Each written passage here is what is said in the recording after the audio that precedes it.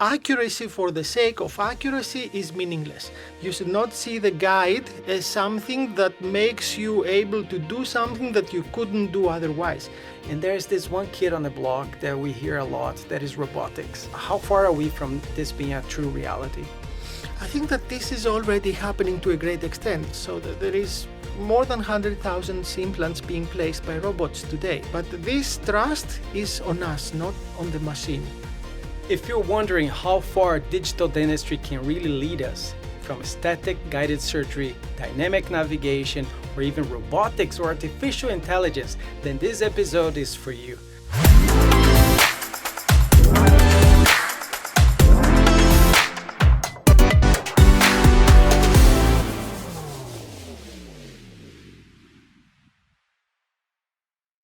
Today I'm joined by Nikos Mattheos directly from Thailand. He's one of the most knowledgeable and influential voices in digital dentistry. Nikos, what a pleasure to have you with us. Thank you. Thank you very much, Christian. The pleasure is all mine, and thank you for the opportunity to be here and share some of my thoughts with you and the audience. Oh, I've been waiting for so long to have you here, so I'm going to pick your brain as much as possible. That'll be mutual for sure. I like to start with first things first. We hear the buzzword guided surgery, and let's assume I'm a dental student coming fresh out of dental school and I hear left and right guided surgery. What is exactly we're talking about? Thank you. I think there is a lot of buzz. You're right. And some time ago, when we started to define a little bit what we're talking about, we realized it's not really about surgery. The whole thing, computer-assisted implant surgery, might be misleading because in reality, this is about a link in the chain that leads you to better outcomes. It's the way we practice implant dentistry today, starting with a digital treatment plan and then executing it to perfection to an optimal clinical outcome. And this is one part of this execution. Okay. Now, so we're breaking down. There will be prosthetically driven implant planning, and then there will be the surgery itself. And that's exactly this one segment we're talking about. Exactly. And if you focus on the technology and you isolate it from the big picture, it makes no sense. Accuracy for the sake of accuracy is meaningless. The only purpose of accuracy is to serve a properly designed digital treatment plan. If you have it, then accuracy is essential to transfer it and to get to the clinical outcome you want.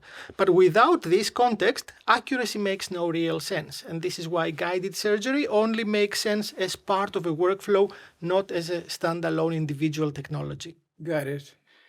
And we also hear different nuances, right? We have static guided surgery with the surgical templates. We also have dynamic navigation. We see also talking about robotics. What are the differences between them? And can we already talk about advantages or not yet? I think these are all serving the same purpose. The service is towards the treatment plan. Execute with precision the plan that you have already done. But of course, they come from different starting points. The static is established technology. It has 20 years of background of evolution. It has come to the point that is reliable, that is delivering, but it has stagnated as well. Dynamic is a totally new point of view, a different technology trying to bring some different advantages and different approaches. And robotic is the latest trend, which we see overall in surgery, not just in implant surgery, but implant surgery is maybe spearheading this trend. We will see this spreading and spilling off to many other directions in dentistry. I see. I had this other day a conversation with Kim Levskis, right? Maya and Chris, and also in a different situation with Sonia Lazy, a periodontist from Canada. You see, from different complete regions, different expertise. One is perio, one is surgeon and restorative. Yet both came with one topic that caught my attention. They say, there are moments that our hands are not so well connected to our brain. And I like to count on digital technology and guided surgery to ensure that from point A to point B, I'm there. So both said, unless I cannot fit a guide to my patient, depending on a tooth position, mouth opening, I will always do my surgeries regardless of my skill set. I can brag myself of being a good clinician, yet I would like to rely on guided surgery. Is that how you see it as well? I will see this point as a starting point. Yes, the guide will add efficiency to what you do. You can really trust on the guide to deliver the precision without you having to be every single second. And to be honest, the precision that you get from a guide, it exceeds the precision you can get as a human surgeon, as an operator. For me, however, it comes a little bit farther. It empowers you to deliver care at a higher level. So it is not only that I can put the implant predictively where I was planning to do it, it's because of what comes next. Because I have a prefabricated prosthesis that I can now put immediately on the spot, then I can minimize the amount of time that the patient will spend without a tooth or without a function there. Maybe it's because I can go flapless, so I can minimize the invasiveness. So for me, I think these technologies, with the increased accuracy, they empower you to deliver a treatment plan, but also an outcome that you couldn't do if you didn't have this level of accuracy.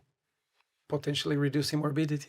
Yeah, also. And think You about said flapless. immediate provisionals that would require chairside another hour with a patient on a fresh extraction wound, for example, putting in and out acrylic. And now you can minimize this time by having this already prefabricated. So I think this is where this guided surgery gives you the added value and the true benefit to the patient. The patient will have less time on the chair, shorter treatments, more predictable outcomes, and faster clinical outcomes in that direction. I like how you contextualize this just now because, for example, as you said, the acrylic, right? Immediate temporization with the tooth shell that you have to do a pickup and then add composite and then start trimming and polishing in ways that two factors may be on a table. First, the shape, you really have to be careful manually right there. And second, the roughness in which we can prefabricate smooth surfaces, in terms of the provisional crown with the right emergence profile, matching that shape. It's only advantage today versus what we have seen in our logic workflow, isn't it? Absolutely. It makes things faster, more predictable, streamlined, and it works in a much safer way. You don't have to be a super specialist. We could do immediates with immediate provisional 25 years ago, but it was an extremely sensitive technique. It was a very highly selected patient and a very skilled surgeon with a very skilled prosthodontist. Today you can democratize or globalize this technique because you can make it available to more people than ever by having a reasonably well-trained clinician and the digital technologies to deliver it to very high standards. Nico, we just mentioned about some colleagues that they say, I won't treat any patient that is not guided unless conditions don't allow, right? However, we see on the other hand, a few colleagues that are quite skeptical still. They like to do things their own way, freehand. Why do we still see a bit of a skepticism? Is it related to cost? Is it the learning curve? What is the roadblock that we still see left and right conversation about adopting or not adopting? Absolutely. I think there are different roadblocks, different choking points in these different technologies. Fully understand the challenges. One thing that I would like also to make very clear, I think you should not see guided surgery as a compensation for lack of expertise or lack of competence. You should not see the guide as something that makes you able to do something that you couldn't do otherwise, because then really this is where we come into tricky situations. Our approach is always to make sure you have the competence to do everything that you need to do freehand, and then you advance with the surgical guides for efficiency. Because you see, the surgical guides have no learning value. This is also an interesting observation we had. There is a learning curve. And the learning curve is not an expression, it's an actual equation. On the horizontal axis, we have the amount of time you spent to learn a task. And on the vertical, you have the amount of competence you acquire. Yeah. So how much time do you need to perfect the skill? The surgical guides, they can be quite fast. You can learn this quite fast, but there is no educational value. It will not make you a better surgeon. If you start by placing implants with guides, you will not become better in placing implants freehand. Navigation is different. Navigation is a freehand procedure where you have a real-time feedback, essentially. So we have observed that it takes much longer for someone to perfect the navigation skills, but at the same time, they're improving as freehand surgeons. So there is an educational value in navigation, and you can use it to train people to increase their surgical competencies, which is not the case with the surgical guides. I see. So we use the navigation to train people. We use the surgical guides to increase efficiency once they have acquired the skills. I like this, and it makes me remind of a conversation I had with Herman Gallucci, where he said, well, that it's not by accident that is called navigated surgery, similar as in the car. You will still sometimes know your way from point A to point B, yet you punch in the address because you will feel more secure that you're going in the right trajectory. Is that how you see it? Yes, absolutely. You always develop your own strategies, and I can see how people grow into this technology, because in the beginning they always start focusing on the patient, and once they get stressed, they fall back to what they knew before, focusing on the patient. Once their comfort grows, they rely more and more on the navigation, until in the end they actually can be very comfortable to work on a screen while operating on a patient. Yeah, I see. It's a very difficult spatial skill. It's a totally different brain function. As dentists, we never learn to work like that.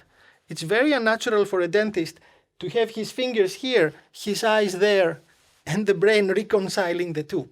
And today with the goggles that we have, the glasses that we can at least look in the same direction, this seems to Ergonomically, overcome, at least right? it does, yes. But as a cognitive task, it's still the same. You actually have to reconcile two different realities. Right. One reality in your fingertips, another reality in the two-dimensional screen you have in front of you, even if it's in the AR glasses. And this is a little bit like gaming. And you see, this is why gamers have documentedly better performance in these initial surgical tasks. There is even meta-analysis about this.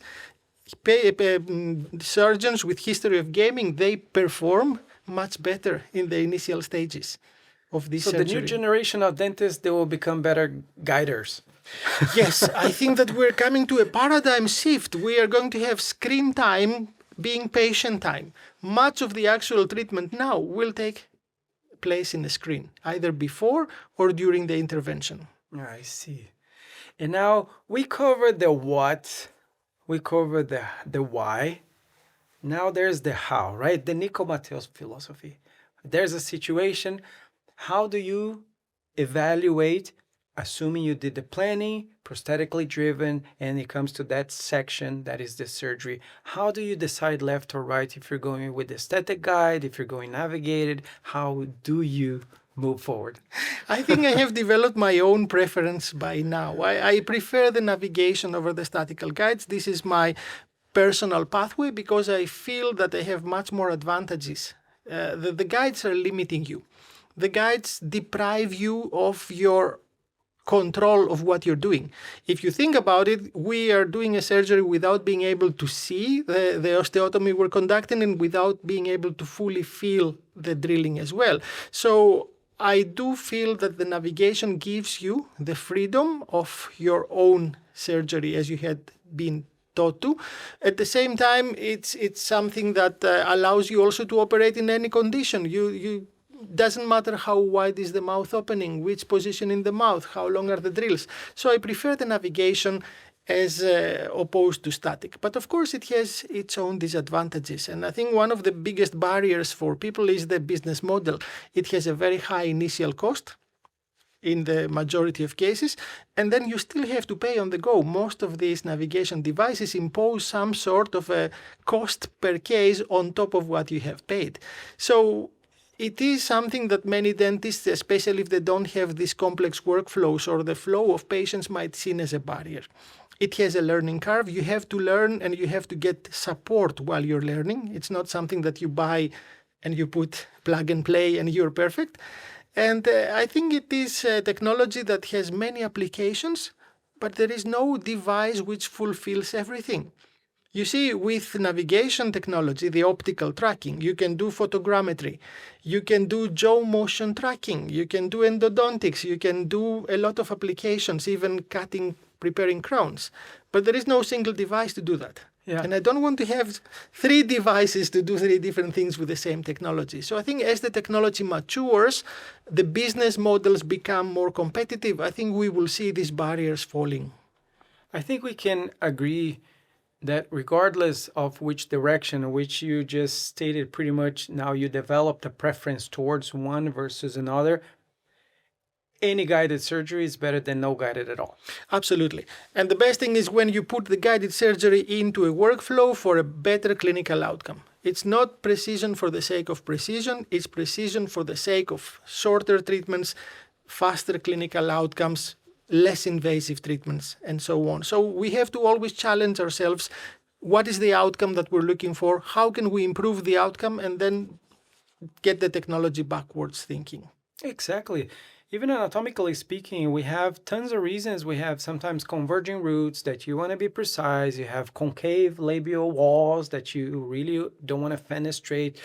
I mean, the number of reasons are all over the place. You have inferior alveolar nerve that you don't want to touch at all, and you want to be precisely perfect.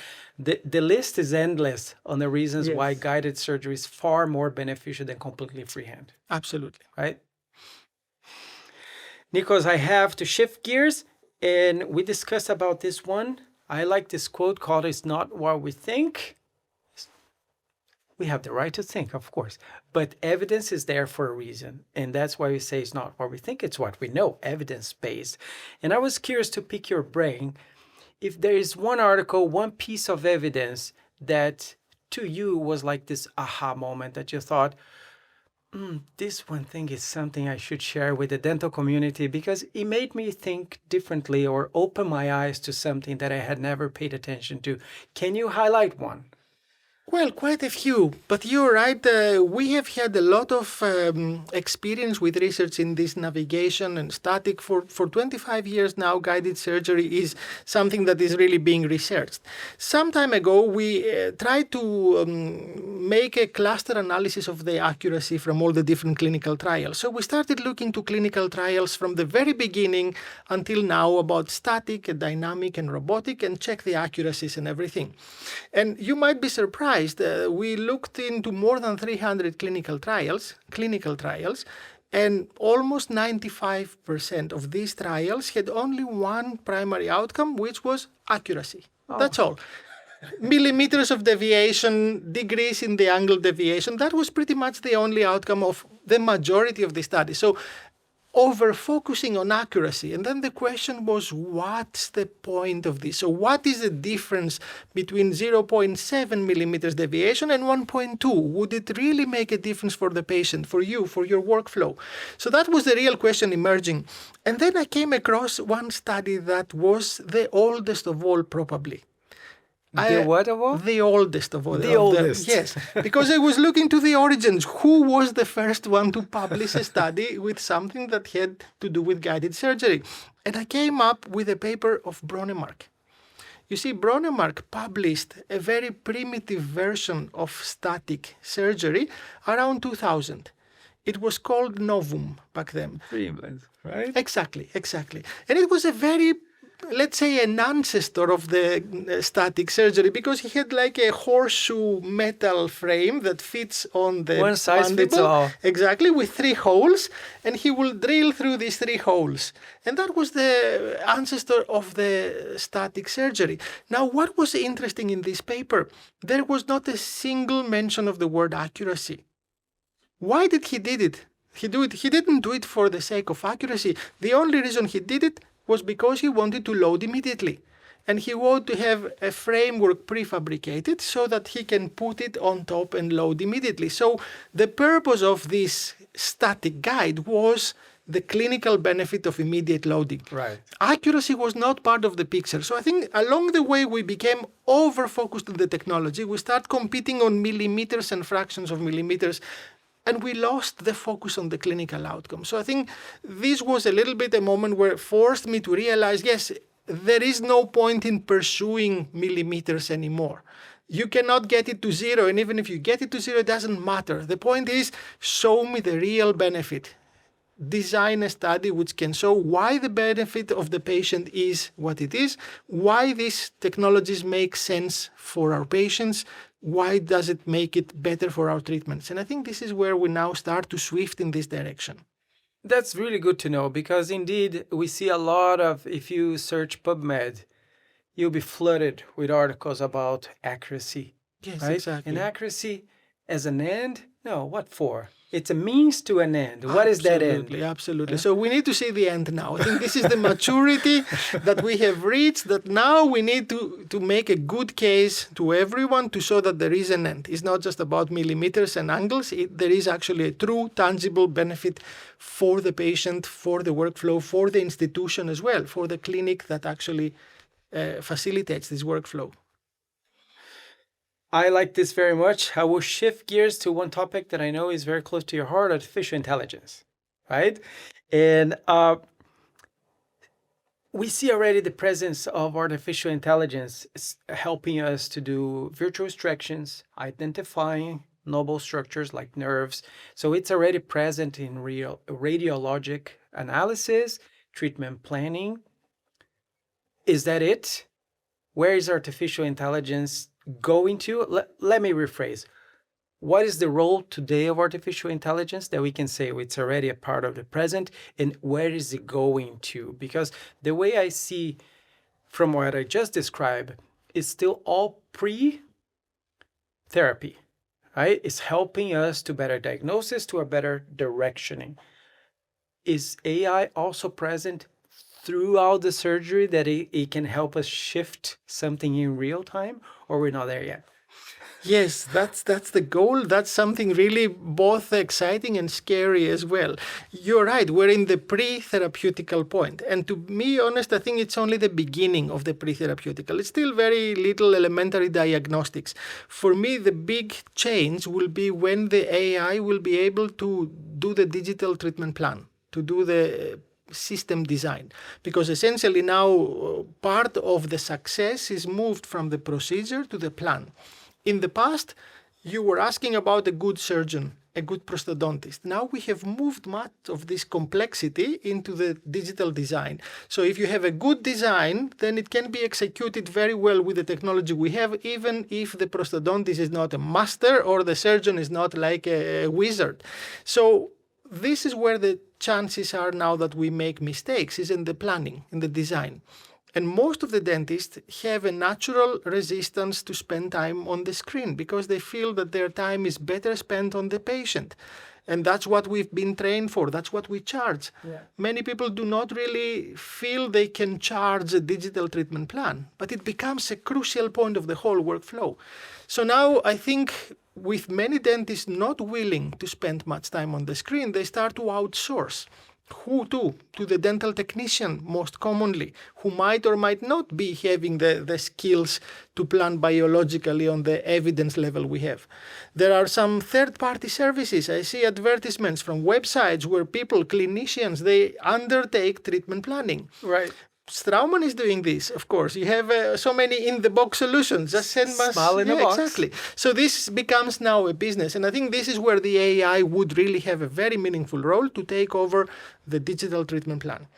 And there are many products right now in the process, in the making. So many of solutions are being developed. What I see as a risk is that the way they develop the solutions, they're using historical cases to train generative AI to plan ahead, which for me is like you're driving, looking through the rear view mirror, because we have so much evidence about designs and how important they are. So I don't want to throw this out of the window and have an AI planning on the basis of 20,000 cases that were planned 10 years ago. So I do think that we are in the process where we have to very carefully think how to introduce an AI that can treatment plan based on the evidence that we have and the individuals of the patient. I think it's possible, but it takes a bit more different approach strategically. Nico, I saw a presentation of yours that kept my brain rattling for a few days after. And when you said the direction where we're going, very likely in the future, dentists will pretty much be validating treatment plans done artificial intelligence based Is that really still how you see it? I see it coming. I think you can see prototypes already that actually do that. The problem is that the treatment plan that comes from the AI is not really the treatment plan I would have done with what I know. So it takes more than just validating. I have to really, but once we introduce what we know to the AI, then we will really get there. And this is what we do as a mistake. We are developing AI which is deciding on the basis of what we have fed with large number of cases from the past. While in reality, we have to use the principles of biological design that came through research and then supplement it with the ability to individualize. And I think when this happens, we will have really very good solutions. Digital treatment plan, implant prosthesis, prosthesis and supracrestal complex is a system that is quite algorithmic. And I think we can introduce the framework of a sound design, which then AI can populate to the individual patient. I see. Do you also see this impacting the way we educate in dental school? For example, I see already a trend toward a few universities to be 100% the prosthodontics department, the restorative department, be already fully digital, for example. Not even talk about Godiva or certain impression materials that we already know clinicians will come out of dental school. They won't face that reality anymore. We are already one step ahead. So the precious time they spend in dental school, let's shift towards what they were going to use.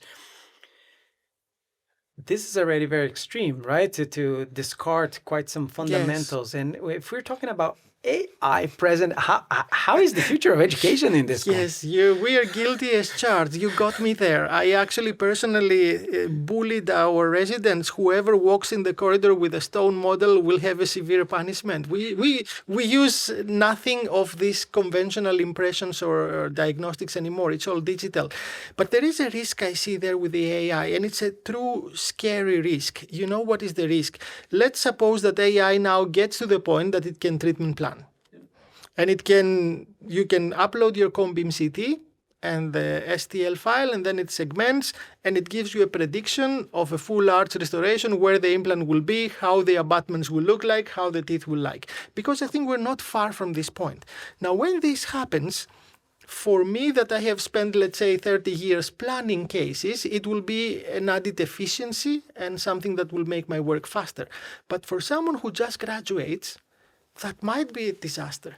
Because how will you teach to these people the treatment planning, which is one of the most crucial skills and might take years to develop the comfort to plan these cases? Yeah. So once you can click the button and they will get the prediction, how can I actually teach this to them? How would they validate exactly. If they don't even know what they're validating? How will they grow the competence to that level? So what do I have to do? Shall I have to say that, oh, you were not allowed to use AI for planning until you reach this level? Is a difficult thing. But once it's available, it's available. I think this is a challenge. You know, this is with the AI already seen in the language models. There are some studies, one was from MIT, which observed how the cognitive decline comes when they're using language model to write essays. Then after several sequences, they lose the ability themselves to write to that level. Yeah. So for people who have the skills, it will be added efficiency. For people who don't have it yet, this is the challenge. How do we get them there? Not to only push without buttons, pushing the buttons know only. why Yes, they're exactly. pushing the buttons. And being able to also criticize and understand and so on. Nico, I would like to shift a little bit the direction of our conversation on the following topic. We discuss AI helping us predict, plan, analyze risks with artificial intelligence. Then we get one step there ahead. We have a nice privilege to choose dynamic or static navigation. And there's this one kid on the block that we hear a lot, that is robotics. How are we going in that direction? I see China is quite advanced exploring this technology. Is this the direction implant dentistry should be looking at? How far are we from this being a true reality? I think that this is already happening to a great extent. You see, by now, the two major machines that are out there for some time, they have surpassed 100,000 implants. So there is more than 100,000 implants being placed by robots today in China and US. And I don't see it as a direction for implant dentistry, it's an overall direction for surgery.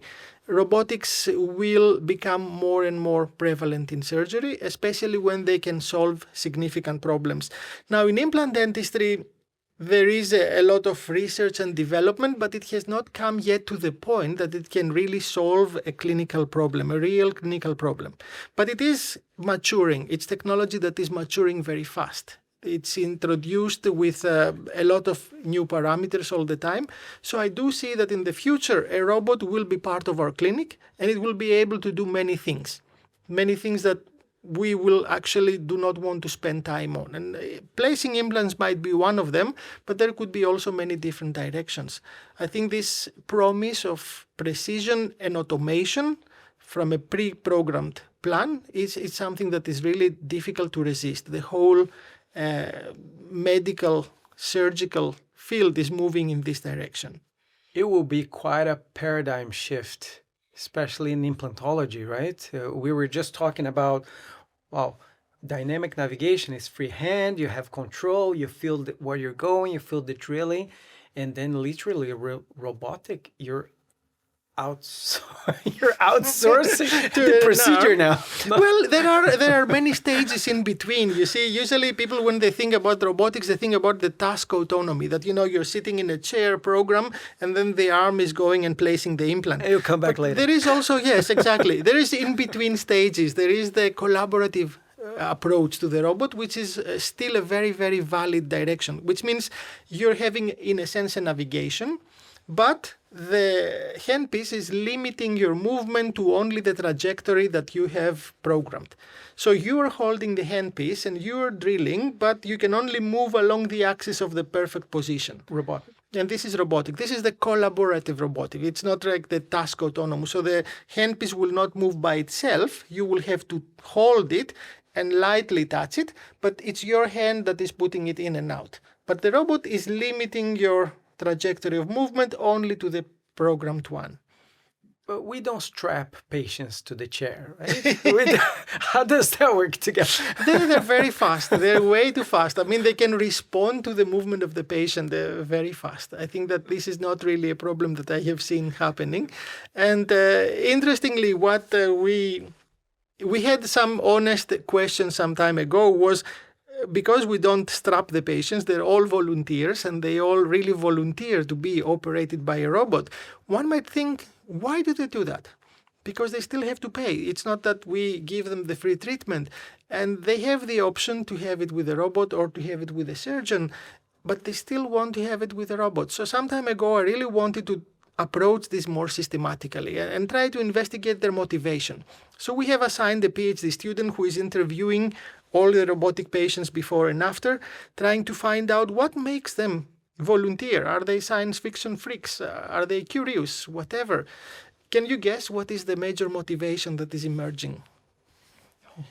Well, it's paradox. But the reason that they get operated by the robot is because they trust the dentist who recommended to them this technology. Oh, I see. It's very interesting. So, in a sense, the real asset that we have is this trust from the patient. So if your patient trusts you and you tell the patient, this device works well, it's precise, it's good, you can have the surgery with a robot, then they will go and have the surgery with a robot. But this trust is on us, not on the machine, at least not yet.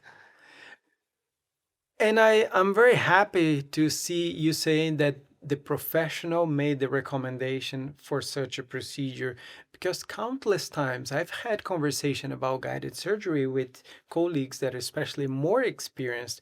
They say, oh, no, I'm too experienced. I know what I'm doing. Fine by me. It was just a simple question. But to get to a stage where they would recommend a robotic, not implying that they are less of a surgeon, for example. Yes, exactly. True. That's a true sign of professionalism. Yes, I think this is the next level. And I mean, you're even more skilled because you're handling a very different level of complexity Right. when you're operating a robot. And in order to take the risk also to put your whole scientific weight behind this recommendation, for sure.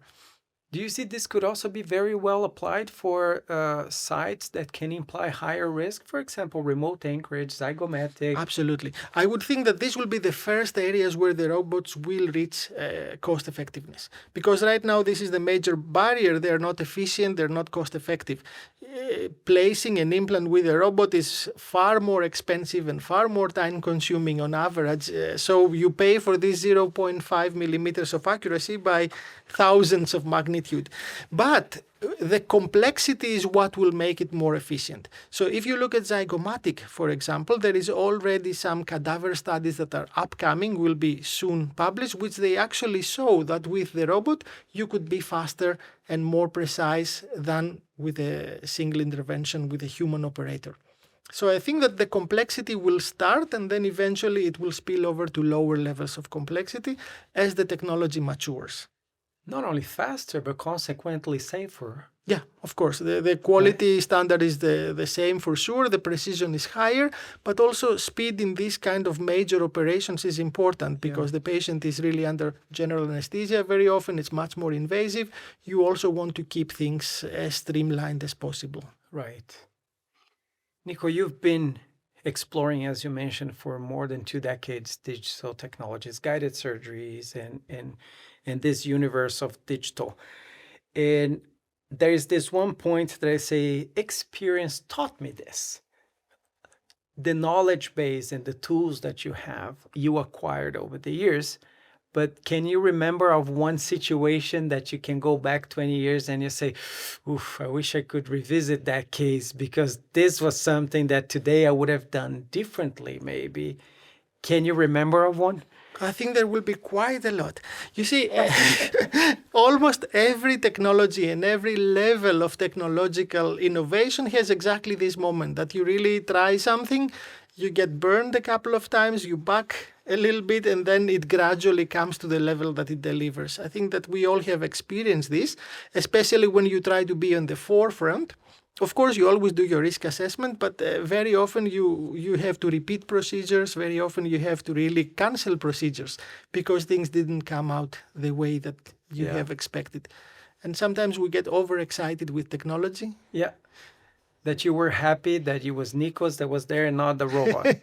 Yes, exactly. There is this one bridge too far, you know, when you go one step too much and you say, oh, it was so nice, but I walked a little bit too far. I have to step back for a couple of steps. And in between all the learnings that you have, that you just mentioned, quite a few situations, is there any one tip or trick or that you would advise young clinicians that are starting in digital, in guided, whichever segment they're going? Let's assume static guided surgery. That is today what's predominantly is being used, right? Dynamic navigation is coming in, however, still getting there. Yes. Today, the present is static guided surgery. Is there any tip or trick, regardless of in which part? Is it data acquisition? Is it segmentation? Is printing? Is there anything that you say, this is something I tell all my students, watch out for? Well, it's a lot of things. I think one of the things that we sometimes misunderstand with guided surgery, especially the static, is that you're planning on a computer without having the patient in front of you. Usually you see the cone beam CT, you see the STL, but you don't know how much his mouth is opening. You don't know really how long he can stay with the mouth open. And very often we do an ideal treatment plan with a beautifully looking guide in the digital plan, but when you try to put it in the mouth, the patient struggles to have it in. When you try to put the guide in your fingers, you realize it was too small. You had to make it shorter. So sometimes I realize that we miss the connection between the real patient and the digital avatar because we don't have all the information. So very often you plan your guide on an ideal environment, but in reality the patient has limitations. So we might really have to reconcile these two, and this is where experience makes the big difference. Not to do your planning 100% on the screen, right? Yes, you have to have the patient's parameters as well. We see it, for example, when we do sinus elevation, lateral window. Now we place implants and we do the lateral window with the same guide. You can design the window and put it on your guide and have the implants and the lateral window. But then when you put the window too high, because on the cone beams it looks beautiful position, but on the patient you have to lift all the way to the nose to get there. So sometimes these are all the things that you see the disconnect between the digital plan, which is only partial information, and the real patient with a thick chin or with a small mouth or with a low level of tolerance to mouth opening. So all these things sometimes we miss. Oh, well, if it was just that simple, right? Yes. Nico, I would like to know from you, looking ahead, this is a very philosophical question. In regards to all these digitalities, is this just something that we keep dentists as we are and this only comes towards us, or there is something that we should start equipping ourselves better in terms of skill? How much can we step up or should step up in order to walk hand in hand with the technology as well? Is this improving? Is this changing the role of the dentist in the future? How do you see this whole evolution, not only hardware and software, but human skill? Absolutely. I am sometimes puzzled myself. I think this is the time where there is the biggest disparity between what we are trained for and what we're practicing at. So if you look at the education and the university and the forefront of clinical practice right now, there is a big mismatch. And I think this is because it's moving much faster than our education is catching up with. So most of us are not prepared. And then it falls upon us to find the level of comfort where we want to grow. So I think eventually we will have to grow to a direction where we have multiple tools and we have the skills to select the right tools for the workflow that we're using. I think this is the future important parameter. Look at the workflow, look at the clinical outcome, and then select the tools. Because if you start by first gathering the tools, you will get lost. I think we're getting into an ocean of devices and software. We do not have the standards yet. All these devices do not talk to each other in the best way. So you might really get yourself burned out if you start from the wrong end. Just go gradually to clinical outcomes, move to workflows, and then select very selectively the gadgets. I see. I like this a lot. Just as we said, there might be a preference for one or another as long as you master that one. Yeah. Right? The ideal is to achieve the clinical outcomes that are benchmarked by the profession right now. This is how patients should be treated. That's what you need to achieve. Then work backwards to get the workflow that works for you, that you're comfortable in. And maybe you have to also be a little bit agnostic to all the sirens because there is bombardment of technologies. And it's very difficult to know how they deliver until you try them. This is also one new thing. It's not about a new knife with a new shape or a new instrument with a new surface.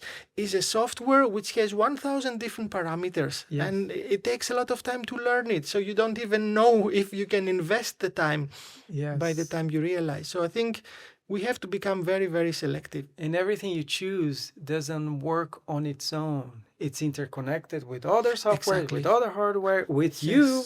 Exactly. Yes, true.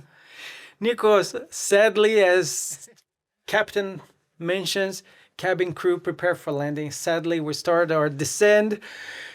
I can only thank you very much. I've been waiting for this opportunity to sit down with you and have this conversation. I'm honored to have you with us. And to all of our colleagues out there that will be interested to learn more about your research, your educational opportunities, where they can find you. Thank you very much for the opportunity. And I'm always available online. Actually, my own ideas lab is my website. I have a website, mattheos.net, my name. I have always had it from the very beginning. It's my own creation and I maintain it myself. So it's nothing about products or services. It's mainly about ideas. I put my ideas there first. I get a lot of feedback and then I work them around and then I develop things in different directions.